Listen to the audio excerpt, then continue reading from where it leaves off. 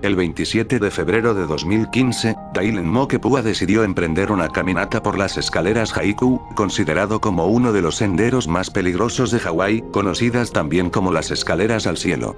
El camino, con más de 3000 escalones, había sido cerrado al público en los 80s por su alta peligrosidad, pero esto no impidió a algunos escaladores intentar trepar por la colina de todas maneras. Su familia le había advertido que la zona estaba clausurada, y que no era buena idea intentar trepar allí, ya que incluso podrían detenerlo si lo atrapaban, y tras salir de la casa de su abuela en Waianae, Oahu, Hawái la mañana del 27 de febrero, Dylan Pua desapareció para siempre, y hasta la fecha no se ha hallado rastro alguno del desaparecido. Fue visto físicamente por última vez bajando del transporte público, pero no fue el último rastro que dejó antes de desaparecer sin explicación. Sobre las 11 de la mañana, Pua publicó en su cuenta de Facebook unas fotografías que lo ubicaban en las escaleras Haiku, a pesar de que había dicho que no pasaría por allí. En una de estas fotografías, se ve a un hombre agachado, semi-escondido entre los arbustos, camuflándose con el entorno. Se desconoce la identidad de esta persona, y oficialmente no se ha informado que él mismo se haya presentado a las autoridades para identificarse a sí mismo. La búsqueda comenzó de manera casi inmediata cuando la familia perdió contacto con Pua, involucrando al departamento de bomberos, búsqueda por dron, voluntarios locales e incluso la Armada estadounidense. Después de todo, las escaleras al cielo están conectadas a unas antiguas instalaciones de comunicación de la Marina estadounidense, mas la búsqueda fue infructuosa y no encontraron ningún tipo de indicio del paradero del desaparecido. 3 días más tarde, el lunes 2 de marzo de 2015, 2 excursionistas reportaron haber oído gritos de ayuda en la zona, extendiéndose así la búsqueda del departamento de bomberos hasta el martes 3 de marzo, acabando la búsqueda oficial a las 4:44 de la tarde. A la fecha no han habido avances en el caso. Barajando posibilidades, es probable que el desaparecido tuviese un infortunado accidente. La persona presente en esta fotografía sería entonces un simple excursionista que había entrado en un área prohibida, y habría decidido no entregarse a las autoridades. Después de todo, identificarse implicaría admitir que había cometido un delito, además de las obvias sospechas que caerían sobre él por la desaparición de Dylan Pua. En el peor de los casos, este hombre estaría persiguiendo activamente a Dylan por algún motivo, por lo que a estas alturas solo podemos suponer lo peor, y asumir que o bien fue secuestrado, o fue asesinado, y el cuerpo fue movido varios kilómetros fuera del área por esta figura sin nombre.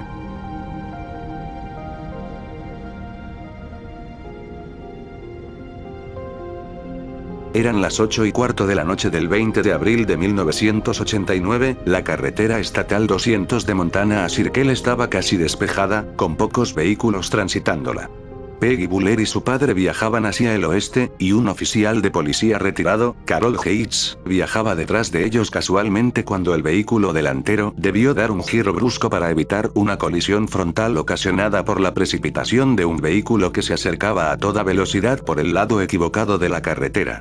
Como consecuencia, el auto de los Buller chocó con el vehículo del policía retirado, mientras el cuarto vehículo que había colisionado derrapaba en la carretera. El exoficial salió de inmediato de su auto, observando cómo una mujer rubia escapaba del auto que había provocado el accidente. La mujer se acercó a Yates, mirando en su dirección, atravesándolo con la mirada. Acto seguido, la mujer salió corriendo, trepó una valla, y se quedó mirando la escena del accidente por un largo tiempo, como si fuese una espectadora del accidente en lugar de la causante. Minutos después, desapareció en la oscuridad de la noche. Peggy Buller dejó a su padre con Carol Yates para buscar un teléfono en la ciudad. Cuando la policía arribó, la culpable del accidente había desaparecido para siempre. Media hora más tarde darían con el nombre de la culpable a través de los datos del vehículo: Patricia Meehan, una mujer de 38 años residente en Bozeman, Montana. Meehan había estudiado magisterio de educación preescolar, abandonando la carrera en 1985 para trabajar en un rancho. En los meses previos a su desaparición, su familia dijo que se la notaba depresiva y meditabunda, como si reflexionase sobre las decisiones de su vida. La última persona que la había visto había sido su arrendador, quien la había notado nerviosa, comportándose fuera de lo común, hiperactiva incluso. La investigación en la escena del accidente comenzó de inmediato, siguiendo un rastro de zapatillas de tenis que comenzaban en un campo aproximadamente a 1 kilómetro de distancia del accidente. Sin embargo, la investigación se suspendió hasta que fuese posible observar la escena bien iluminada, pues perdieron el rastro a las 3 de la mañana. En el vehículo de la fugitiva solo se encontró un rollo de película de cámara, con una fotografía que Patricia se había realizado frente al espejo. Al recibir la noticia, la familia de Meehan viajó a Montana, donde distribuyeron más de 2000 panfletos con sus datos, clasificándola como persona desaparecida. La búsqueda en helicóptero y a caballo fueron inútiles, igual que los registros a las minas abandonadas. Patricia, por lo menos, ya no se hallaba en Montana. Su madre declaró a la policía que Meehan sufría algún tipo de depresión, teniendo una cita con el psicólogo el 21 de abril, el día siguiente al accidente. Los psiquiatras determinaron que la desaparecida podría haber sufrido alguna clase de amnesia debido a algún traumatismo sufrido durante el accidente, pero naturalmente, no se pudo confirmar nada. Desde su desaparición, más de 5000 avistamientos fueron reportados a la policía, con varios de ellos confirmados por la policía. El 4 de mayo del 89, un policía de Luverne, Minnesota, dijo haber visto a Meehan en un restaurante Hardee's, bebiendo agua sola durante más de 5 horas hasta que el local cerró, tras lo cual se dirigió a un restaurante abierto las 24 horas.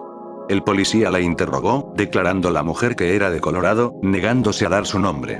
El 5 de mayo se dieron otros 2 avistamientos, uno en Sioux Falls, Dakota del Sur, donde una camarera dijo haberlo visto desde el mediodía hasta la medianoche en el restaurante donde trabajaba, y otro en Murdo, también Dakota del Sur, donde otra camarera la vio entre las 10 y las 11 de la noche en compañía de un hombre de unos 30 años.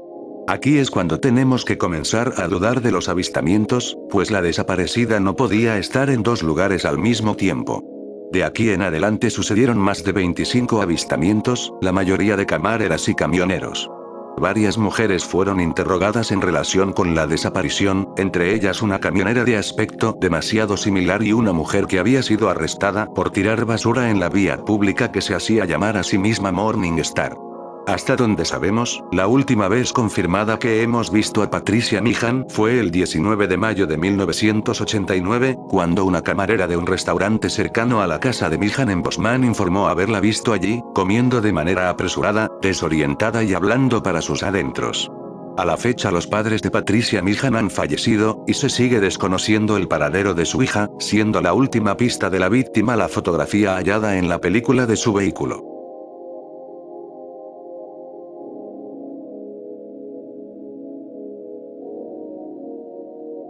En la localidad de Torres, en la ciudad de Luján, 70 kilómetros al oeste de Buenos Aires, Argentina, yace la colonia nacional Dr. Manuel Augusto Montes de Oca.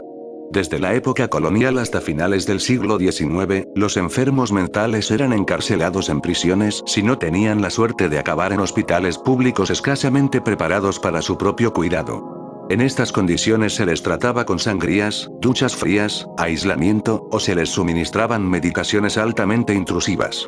En 1915 se creó la colonia neuropsiquiátrica Open Door, un asilo para enfermos mentales por el cual los propios pacientes podían deambular con libertad, manteniéndose el propio asilo en pie gracias a los enfermos mentales, quienes realizaban trabajos de albañilería, carpintería, jardinería, entre otras tareas. A lo largo de su existencia, la colonia se ha visto envuelta en distintas polémicas por su incumplimiento de las leyes de salud mental o por el estado de deterioro de los edificios que componen a las instalaciones. La más importante de todas, resonando como uno de los mayores misterios de la historia policial de Argentina, fue la desaparición de la doctora Cecilia Enriqueta Jubileo. Eran aproximadamente las 9:30 de la noche del 16 de junio del 1985 cuando la doctora Jubileo llegó a la colonia Montes de Oca conduciendo un Renault 6 verde claro con el tanque de gas lleno en dirección al edificio de dirección y administración. Registró su entrada en el libro a las 9:48. Entre las funciones que cumplió esa noche, firmó el certificado de defunción de una mujer bajo el apellido de Villalba, y su presencia fue requerida por un paciente en el que la doctora confiaba, Miguel Cano, quien acompañó a la doctora desde la casa médica hasta el pabellón 7, un camino separado por aproximadamente 500 metros. Cumplidas sus funciones, la doctora se disponía a regresar a la casa médica, despidiendo al paciente. Los últimos pasos de Jubileo se pueden seguir hasta pasada la medianoche, donde habló con un enfermero y discutió con la supervisora Nélida o juez. Jubileo debía permanecer de guardia el resto de la noche, sin embargo, tras que se la escuchase decir que se iba a dormir un rato, no volvió a ser vista, notándose su ausencia a las 8:15 de la mañana del 17 de junio.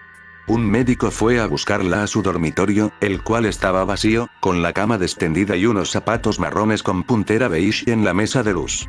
Definitivamente la doctora no había podido dejar la guardia, después de todo su vehículo seguía aparcado en el estacionamiento, y pasados los días, cuando su desaparición fue evidente, el director de la institución, Florencio Eliseo Sánchez, se encargó personalmente de iniciar un sumario administrativo por abandono de la guardia a la doctora Jubileo.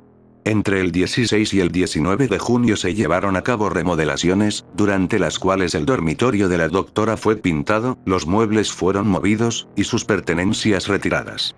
Posteriormente Beatriz Ellinger realizó la denuncia policial por averiguación de paradero. Lamentablemente, el procedimiento policial en aquel entonces para con los casos de mujeres adultas desaparecidas era estúpidamente ineficiente, y la investigación comenzó 15 días tras la denuncia. Aún peor, el primer investigador, el juez Carlos Gallaso, no ordenó precintar la zona ni dictó medidas de seguridad para la preservación de las evidencias, dando como resultado que, potencialmente, se hayan perdido una gran cantidad de pruebas. No entraré en todos los detalles del caso, pero apuntaré los detalles más extraños que comprometen al propio hospital. Poco antes de su desaparición, Jubileo confesó a su madre que tenía miedo de ser atacada, de que alguien la secuestrara o le hiciera algún daño, declaración que hizo la noche inmediatamente antes de su desaparición, pero nunca mencionó a qué o quién le temía. Durante la búsqueda de Jubileo, no pararon los rumores sobre la existencia de una red de tráfico de órganos extraídos de los pacientes sin identidad de la colonia, extrayéndoseles las córneas u otros órganos. Aunque oficialmente esto nunca pudo demostrarse, se abrió una causa paralela a la desaparición de Jubileo, con una investigación que llevó al descubrimiento de multitud de cuerpos en la ciénaga de la colonia así como cadáveres enterrados. Durante el desarrollo de la investigación, varios allegados a la doctora recibieron amenazas anónimas, y el departamento de Jubileo fue encontrado revuelto, a pesar de que se encontrase bajo custodia judicial. Meses más tarde, en noviembre del 85, una cinta de vídeo de mala calidad llegó a la comisaría de Luján, donde, supuestamente, la doctora Jubileo declaraba que no quería que la buscasen más, ya que se había exiliado a un pueblo entre Ecuador y Colombia, donde se había convertido a una secta religiosa que practicaba ciencias esotéricas. Naturalmente, esta pista fue descartada como falsa, pues se comprobó que la doctora en este vídeo era realmente una actriz. Eventualmente surgieron testimonios que ubicaron a un Ford Falcon gris entrando y saliendo de manera clandestina del Montes de Oca. Personalmente opino que este caso es un secreto a voces, evidentemente se deshicieron de Jubileo porque sabía demasiado, sin embargo, por la propia estabilidad política y económica de la localidad donde se hallaba, convenía que Jubileo no realizara las denuncias que planeaba hacer contra la institución, y tras desaparecer, no le convenía a nadie que su cuerpo fuese hallado. Tomando en cuenta que el crimen se cometió en una institución médica, los métodos para deshacerse de las evidencias estaban al perfecto alcance de los culpables. Un último detalle muy curioso tiene que ver con la declaración del jefe de policía, quien durante una entrevista dejó en claro conocer hasta el color negro de la ropa interior que llevaba la doctora Jubileo al momento de su desaparición, diciendo que se sabe que la víctima iba íntimamente vestida de negro. No consta en ningún acta de los juicios o la investigación que ningún testigo haya declarado esto, hasta donde yo sé. Se cambia de ropa, según hay una declaración que dice cómo vestía íntimamente, que tenía la ropa interior era negra, y se coloca un vestido, un guardapolvo. Lo que esto pueda significar o no lo dejo a la libre interpretación.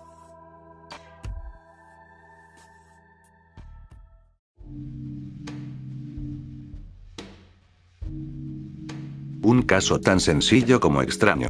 Ronald Henry Tamen Jr. estudiaba en la Universidad de Oxford, Ohio, cuando desapareció súbitamente de su habitación el 19 de abril de 1953. Uno podría decir que esa es toda la historia técnicamente, pero en los detalles está la elegancia.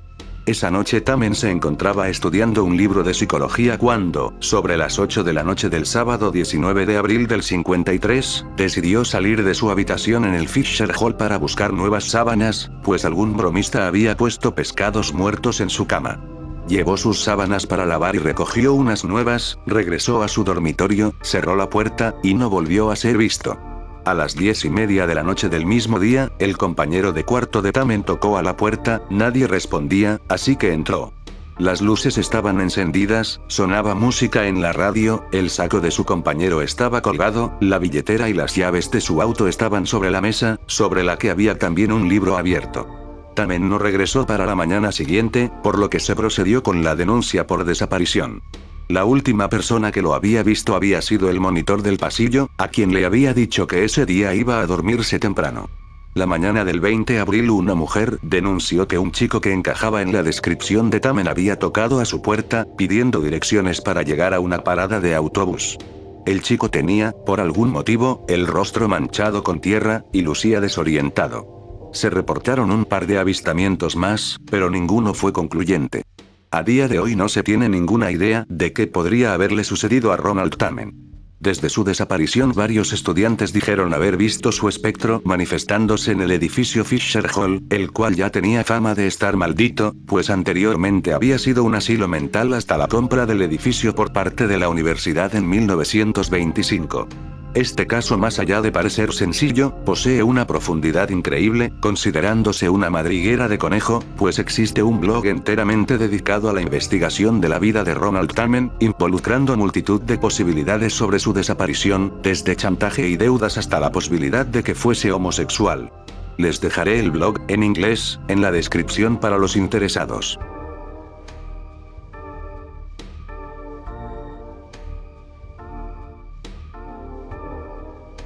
El 12 de noviembre de 2019 a las 11 de la noche la policía recibió llamadas reportando gritos de mujer en el bloqueo 3000 de la Tercera Avenida de Los Ángeles, sin embargo, no tenían ninguna pista específica, ningún sospechoso ni una idea de quién podía ser la víctima. El día siguiente, recibieron metraje extraído de una cámara de seguridad instalada en un timbre. En el vídeo de seguridad se puede oír a una mujer gritando por auxilio desesperadamente, pocos segundos después un vehículo blanco pasa por delante de la casa, oyéndose los gritos más fuertes, y de nuevo alejándose cuando el auto sale de cámara. Al tomar declaración de los testigos potenciales, determinaron que el vehículo debía ser un Toyota Prius blanco con 4 puertas. Dentro había 2 personas, una mujer negra que iba en el asiento delantero, la cual se dijo que le tiraban del cabello mientras gritaba, y un hombre negro conduciendo, por lo que podrían haber hasta 3 personas involucradas. Desafortunadamente, la policía no pudo extraer más información relevante para el caso, pues para empezar ni siquiera podían estar seguros de que fuese un secuestro y no, por ejemplo, una disputa doméstica de algún tipo. El 27 de noviembre hallaron una nueva pista, a través de una cámara de seguridad lograron capturar una mejor toma del vehículo del secuestrador, determinando que era un Toyota Matrix de modelo del 2003 al 2008, y no un Prius. El vehículo fue visto por última vez entre la avenida Greyburn y Obama Boulevard, y desde entonces se perdió todo rastro. Durante un tiempo una mujer sospechó que la víctima en el vehículo era su hija, Cassira Boughton, que había estado desaparecida por más de 6 días, sin embargo, Cassira volvió a su hogar, y posteriormente su madre confirmó que no era la mujer en el vehículo. Aunque oficialmente la policía haya dicho que no hay evidencia alguna del crimen, el metraje de la mujer gritando violentamente es algo que ha perturbado a muchos.